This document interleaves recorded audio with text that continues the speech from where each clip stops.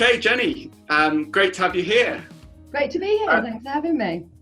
So can you tell me a little bit about the Marine Conservation Society, who you are, what you do? Sure, absolutely. We're a UK charity and we're working towards a healthier ocean, basically. I'm really lucky because I work with a whole team of scientists. We work in three main areas, which are clean seas, which is looking at the stuff that people put into the ocean that we need to stop. So things like physical pollution and things, but also things like chemical pollution that comes off our land or from houses, from businesses, from homes, from farms and things like that. And then we've got an ocean recovery team, and those are scientists who are looking for ways to keep the ocean healthier, maybe by protecting certain areas in marine protected areas, things like that, or maybe by regenerating areas, helping them to be healthier again by planting seagrass and seeing how that has an impact and helps to improve the ocean. And then we've got a responsible seafood team, and those are the guys that work with everybody who brings us the seafood that we eat, so the fish and chips that you eat, and the things that you buy in the supermarket. And we work with everybody who kind of cooks fish and buys fish as well. So we're kind of uniform, trying to work between the scientists. And then there's a whole team of people like me who work with people. So whether that's the general public and children like you guys, or manufacturers, the people that make things, or the retailers that sell them, and of course the government who makes all the laws behind how everything can happen as well. And then we raise campaigns to just create more awareness, basically, to make changes in laws. So things like the carry bag charge, that was brought in part the data that we'd collected on our beach cleans that showed that those plastic carrier bags were a real problem. And now we've got a charge. We've seen a lot less of those as a problem in our environment. So yeah, we work with absolutely everybody to try and find ways to help the ocean be healthier, basically. Fantastic. It's interesting you mentioned seagrass. We had a little feature about that on our first episode. So I know you also work with beach cleans and organise all sorts of beach cleans as part of your campaigns. And I know you've got a sort of big campaign with that coming up. So can you tell me a bit more about that? Yeah, sure, absolutely. So we've been running Beach Watch for about 30 years now, which is a programme where we not only beach clean, but we collect the data as well. So for everything that we pick up, we record what we've collected. So we can see sort of patterns in litter items or materials over a period of time, which is really important, because it means we've got the evidence that we can use to actually be telling people about the problem, whether that's the government or the public.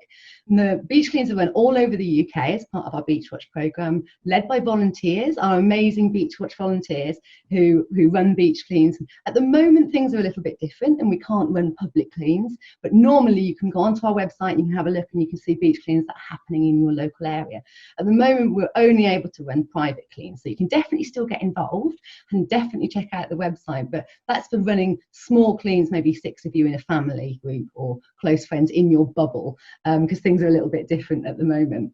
And on the third weekend of September every year, we have what we call our Great British Beach Clean, which is our big UK-wide beach cleaning weekend, where the science, so your citizen scientists, when you come along to our Great British Beach Clean, because you're collecting data which we then submit as the UK's entry for the International Coastal Cleanup, and that's building up a global picture of marine litter, beach litter around the world. So really important data that you collect when you come to Great British Beach Clean. And this year it's going to look a little bit different. So we're still encouraging people to run those small beach cleans that I just mentioned, but also there's going to be ways you can get involved if you're not near the beach. So we don't want people to travel long distances. So therefore you can get involved from your home, from your local area on the litter quest, which is going to be about going out and spotting things that we often find as beach litter, but looking for those things maybe in your local park or in the streets around your home. And then we're going to record all of that. There's going to be some online lessons and stuff for schools, loads of things to get involved with. I'm going to tell you a little bit more about it later on as well, and what you can do to get involved in that programme. Right, that's fantastic. So I noticed you mentioned the pandemic then and how it's changed, how you do the beach cleans at the moment. But it's also, there's been a lot more single-use items such as face masks that are being used at the moment. Have you noticed anything with that in terms of marine litter and how, are they kind of finding their ways onto our shores? Yeah, absolutely. I mean, I think we've all probably seen them in our streets and around our homes, and they're definitely turning up on beaches. Certainly, I personally haven't been to the beach because of the pandemic, so I haven't travelled that far. But I know that colleagues have definitely. I've seen lots of photos of them on beaches, and they're definitely all around our environment. So we know that they will end up at our beach, because everything that we find inland, 80% of what we find on the beach has come from inland, and the litter that's inland can travel and does travel. It goes down our drains and down into streams and then rivers, and as we know, they all reach the sea. So we know that it will end up there if it's in our streets in the first place.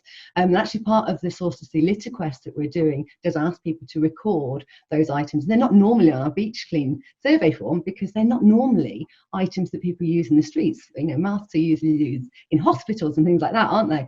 So we don't usually find them. But this year it will be interesting to see scary, I think, to be honest, to see how many people do manage to find. That's another reason that getting involved is so important, because we don't have any data, we don't have any evidence to show how much of that PPE, that protective equipment, that is actually turning up. We don't know at the moment, because nobody's been doing this during the pandemic. So that data is really, really important to us. So I guess part of the message would be to, wherever you can, use reusable face masks or whatever, because one-use items are just going to end up in our seas. And absolutely right. Yeah, I mean, that's the thing. I think, you know, in the past we used to talk about the 3Rs: reduce, reuse and recycle, and I think now that we've grown and we know that actually what we really need to do is be refusing these items in the first place if we can, and the way to do that is to use a reusable.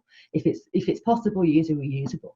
And I think that applies to absolutely everything. We often focus on plastic quite heavily, and of course we know plastic is a huge problem. It lasts for a very long time when it's in the ocean. This plastic bottle's got actually got barnacles growing on it because it's been in the sea for so long, but actually you can see it's still quite a solid bottle.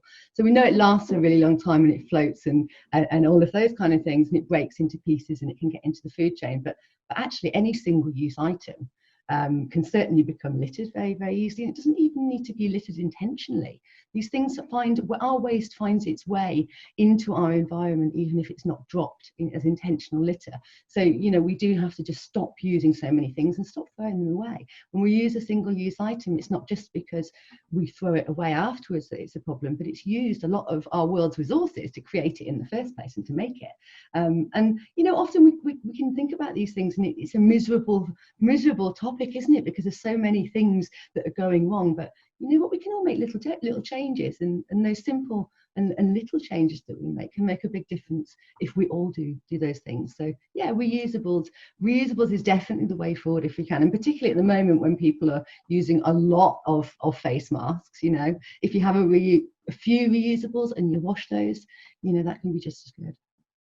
So I know a lot of fill stations are now available for things like shampoos and detergents and all that sort of thing, where you can reuse the bottle and you can go along and refill from these stations. So it'd be great to see things like that, you know, emerge and become more widely used across the UK, I guess. Yeah, absolutely. And I think that there are good things that are happening. There's increasing numbers of shops that are zero waste shops that do exactly like you say. They have big containers, and you can go along with your bottles and you can refill them. And I think that supermarkets are increasingly trying to make an effort as well to make that more mainstream, to make it easier for people to access, because it's difficult if you're a busy person to go to lots of different shops to buy your things, even if you want to be more environmentally friendly. So having those kind of things being in existence in supermarkets and things like that makes it easier for people to use. And there is that shift, and there are ways that we can all make that difference. So even if we're not buying washing powder, for example, and doing things like that, even if we're a bit younger, we can always make sure that we're reusing things. So you can have a reusable water bottle, you can have a reusable packed lunchbox, and make sure that you don't leave it at school. So whoever you live with doesn't have to make your lunch in a single-use thing, you know. And reminding people, you know, when you go to the supermarket, remind your adult to take the carrier bags, to take the reusable bags in with you, because that's often a problem. We find ourselves in a position that we haven't got the reusable. So being a little reminder is a really, really useful thing as well.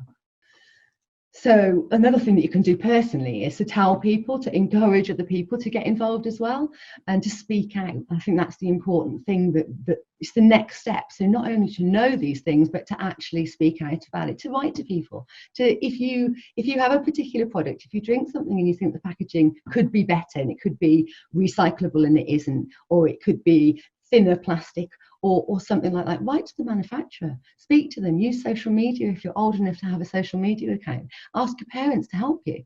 Look what Greta's done, you know, she's made an enormous difference and she's a young person. You know, we can make those changes, but it is about speaking out and taking that kind of opportunity to tell people and making those changes happen by choosing to use another product maybe at times as well.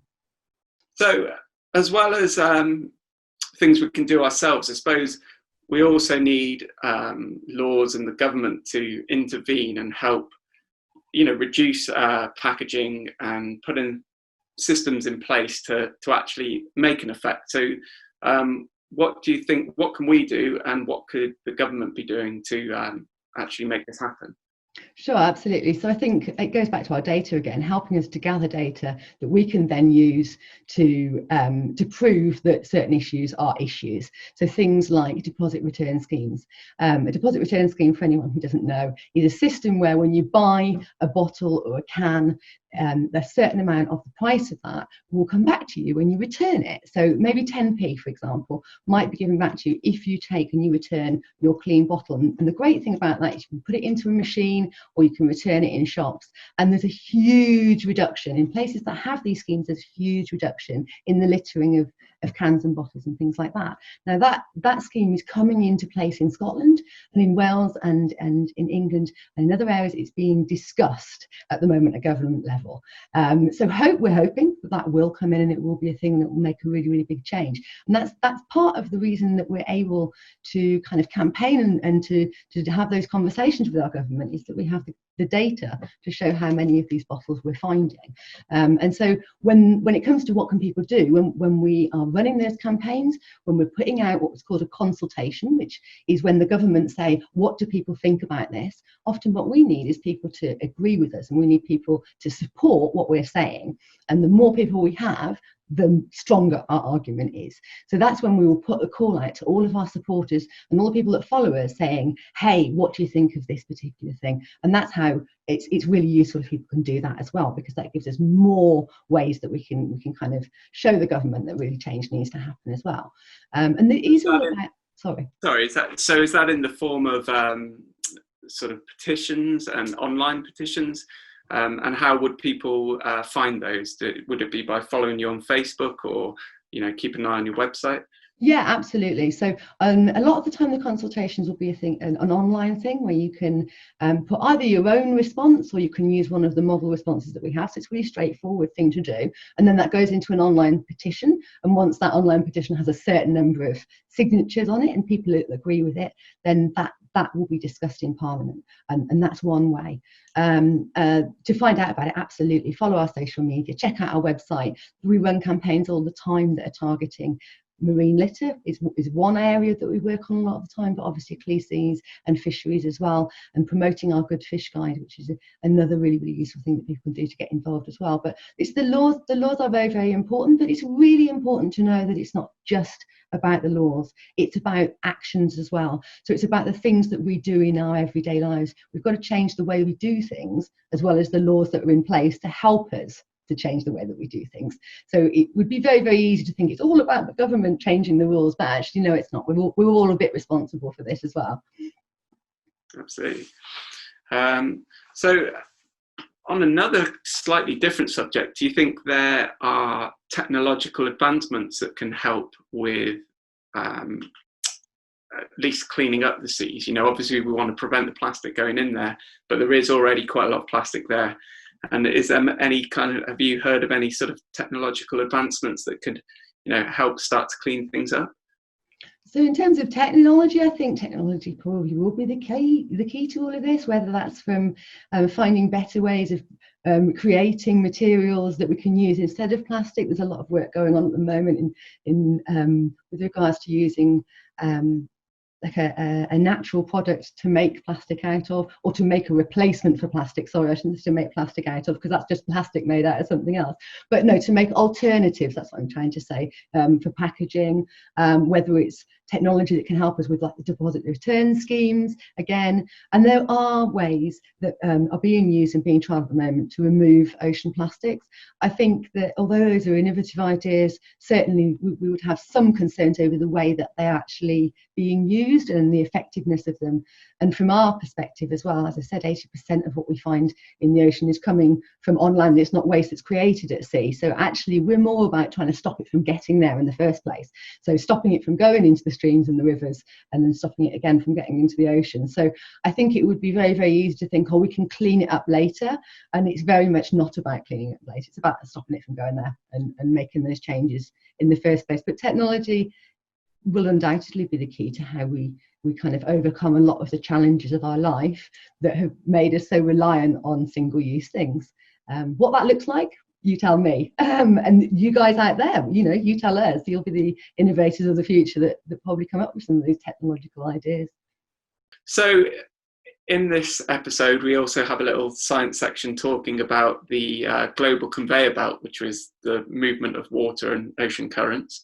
And obviously this is going to have an effect on how plastic around the ocean. So can you tell us a little bit about that side of things? Not necessarily, a plastic bottle may enter our waters here, but it could end up anywhere around the world. So yeah, absolutely. So when we think about it, we think about one ocean, right? It's all joined up.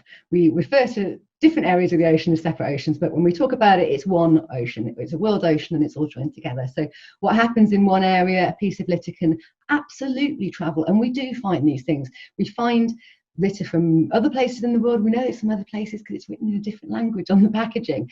We don't find loads and loads of that. Most of what we find in the UK is from the UK, and often people think that's not the case. But equally, stuff from the UK can be going somewhere else as well. And that's because our water and our ocean is moving all of the time. The currents are moving around, and there are particular areas of the ocean called gyres where you get a swirling motion. So anyone who's got a bath and has seen the swirl going around, that kind of thing where the currents are making a kind of circular movement, and it sucks things in. And what that means is, before we had so much litter, before we had so much single use, it would have gathered up natural stuff. Whereas now it gathers up bits of marine litter, like my doll here, or my fishing twine, and it will gather up things, but also things much, much bigger in these big areas of the ocean. They're called gyres. We've got 5 main gyres in our ocean. And people might have heard of the Great Pacific Garbage Patch, which is in one of the big gyres in, as you imagine, what we refer to as the Pacific Ocean. And that gathers up, but it's not just on the surface. People often think that our litter will float, and of course it does.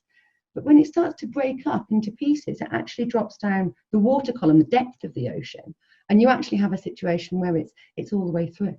And increasingly, we're finding more and more little pieces as well, because big stuff breaks up into smaller pieces, particularly of plastic, and then carries on being a problem as microplastics instead, and can get into our food chain and so on. So yeah, the movement will pass things all the way around, but over time it will gather into these big areas, and each of the gyres has got a load of rubbish in it. It's not just the Great Pacific Garbage Patch. That's just the biggest and the most famous one because it's absolutely enormous.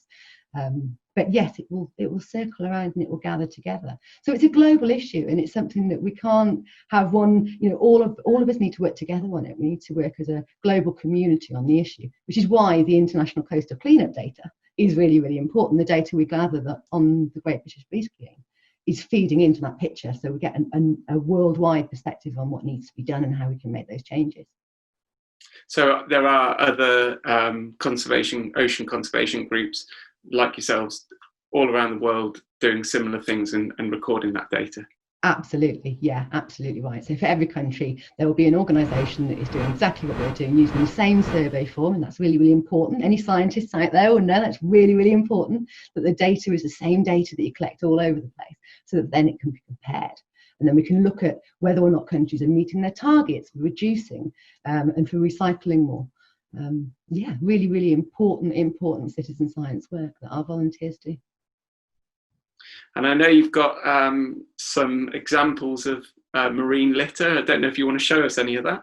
I have, absolutely. So we've got a whole array. This is one of the ones that I flashed up earlier. So my doll here has actually even got, it's a bit tricky for me to see. Let me just minimize a few things. So she's actually even got, if I move her over, you can even see up here, this is a cotton bud stick. We find lots and lots of cotton bud sticks, which of course do get flushed down our toilets, which is how they find their way into our ocean in the first place. So obviously we should only be flushing the 3 P's: pee, poo and paper. Other things that we've got, we have find quite a lot of these actually. This is one of the things that's on our Litter Quest survey form, and that is a balloon. So obviously we know that what goes up comes down, and actually with our balloons we tend not to find the whole balloon. We usually find just this bit. This bit is incredibly tough and strong, and what that means is if that's coming down, and these can be really dangerous for seabirds. Well, of course, this marine litter that people get, people see these things on the beach, they don't necessarily know how that's an impact, and those things can really tie creatures up, as can our fishing line as well. We find lots and lots of fishing line, and that also can entangle, we call it, when animals get caught up.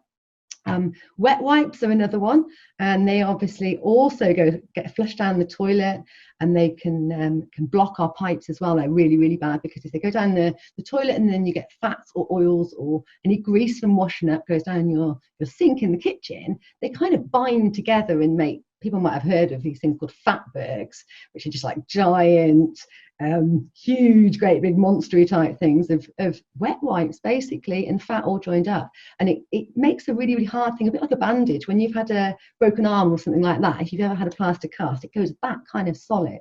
So it blocks our drains. And if that happens, then our system has to release somehow. And that's when we end up with cotton buds in our on our beaches. And that's where we pick lots of them up. And I've got one more thing which is a bit tricky to see, but this great big thing contains, this glass jar contains lots and lots of the bits and pieces that I've picked up off the beach. Lots of things that have either been used at the beach, there's a flip-flop there in the middle of it, lots of things that have been used at the beach, but also lots of things that have been kind of washed in. So they might have been on the beach and then or in a river, and then they've washed out. Just see there's some fishing line there as well. So it's a combination. Sometimes things are used like fish and chips forks or straws, actually, when people are having their day out, or there's some little sand things that you use to make sand castles, moulds for the sand that have been used at the beach. But then there's other things that have just been used in cities and towns that have come down the river and then washed back up as well.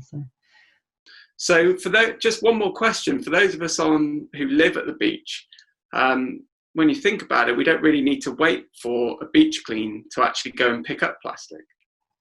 No, absolutely. Whenever you're out, you can do your bit. It's really, really important to make sure that you don't touch anything with bare hands, though, because things that you pick up can be dirty. They might be sharp. They might have nasties on them. So that's really, really important. And obviously to make sure that you've got an adult with you and that you've okayed it with somebody as well. But yeah, picking up a couple of items and putting them in a bag if you've got, or even just picking them up and putting them in a bin nearby. If we see a piece of litter on the ground, you don't have to be on the beach. It could be in the town, you could be at school, you could be anywhere. And if you pick that up, it means it's not ever going to end up out on the beach. So it's really, really important to make sure. I'm not encouraging people to go out and use their bare hands to pick things up, because that's not a good idea. But make sure that you wash your hands, even if you've got gloves on. If you've got a litter picker, all the better, because then that means you're that far away from whatever it is as well, which is really, really cool. And if you're part of a group and you want to do some litter picking, then you can quite often, at the moment, not so much because of the pandemic, but normally you can go to your local council and borrow litter picking kits and things like that as well. So you really don't have to get near to that stuff, when it doesn't have to cost you a lot of money. But again, you'll need to wait until after the pandemic situation is over to be able to borrow things again. Okay, so thanks very much, Jenny, for talking to us today. Thanks for telling us all about your organisation. That's great. Thanks very much for having me.